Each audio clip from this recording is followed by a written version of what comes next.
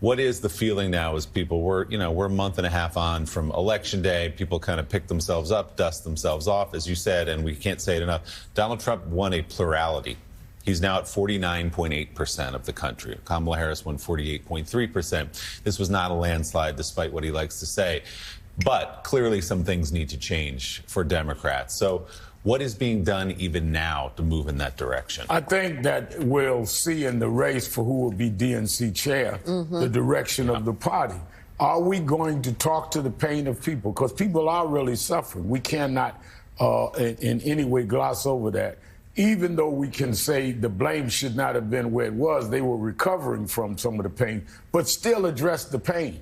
In terms of people that are blue-collar workers, people that are in rural areas, as well as people of color, have that common pain without knowing that each other are sharing that pain. And rather than playing them in pockets, we need to bring them together and say, yes, we're hurting, and this guy coming in needs to be resisted, not to be congratulated. He identified, Donald Trump did in many ways, identified and touched into that pain.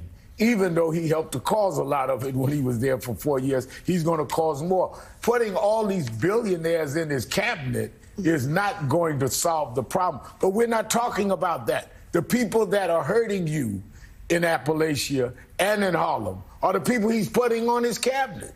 So, Mike, on Rev's point there about Democrats coming in, needing to figure out their level of resistance. We talked earlier, the Trump camp is sending some signals that maybe they are willing to deal on this or that. We have seen in the past, Donald Trump himself usually blows that up. But if there is a good faith effort here to try to get a few things done, even just around the edges, should Democrats take that opportunity, or should it just be pure resistance? Because to Rev's point, there's a lot of uncertainty and anger out in the country, but there are going to be a lot of eyes on Washington, too.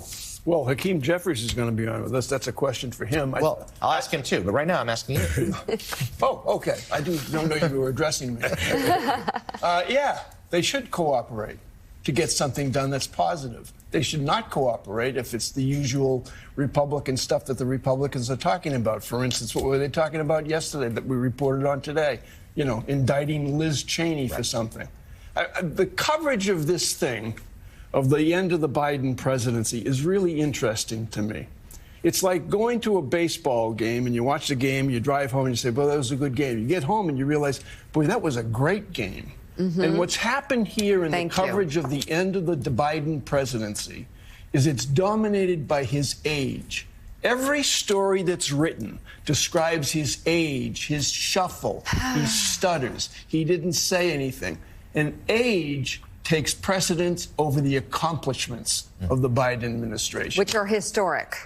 Well, they certainly are historic, and they certainly are a huge positive for American And all paychecks. of a sudden, it became really taboo to talk about them. And he never was up 3:30 in the morning sending out delirious tweets talking about age. Well, there's that. There's also the fact that, he hasn't said anything, and Trump has dominated the headlines. Trump always dominates the headlines because of our weakness. Especially the print media. They go right to him, no matter what if he sneezes, it's the front page of the headquarters of every newspaper, That's Trump. right.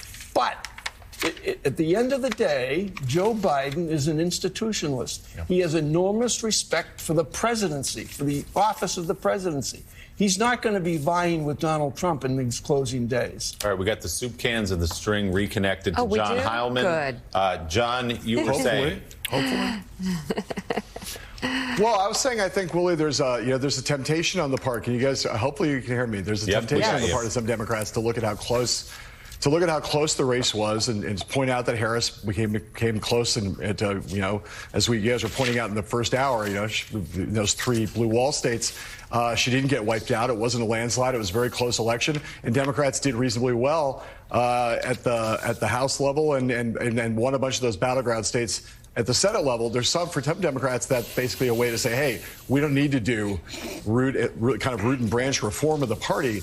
And I think there's a large number of other people in the party who think, hold on a second, not just in this election, but now stretching back, and this is something that Rev was just talking about, but stretching back now 20, almost 30 years, Democrats have ceased to be the party of the working person in America, the thing that historically the party was.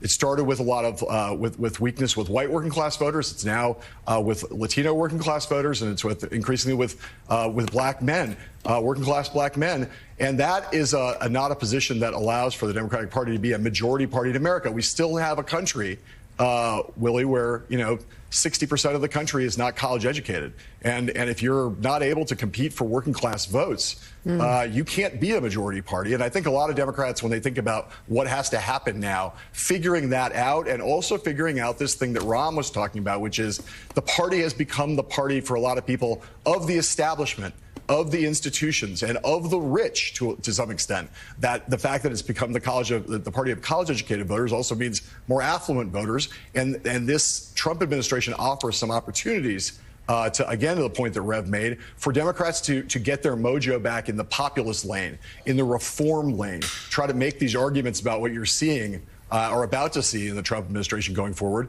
in terms of kind of almost a pay-for-play element, where it looks like kind of a giveaway to the plutocrats. It's a thing where that offers some opportunities for Democrats, on both fronts, the reform front and the working class, champion of the working class identity that they want to get back to.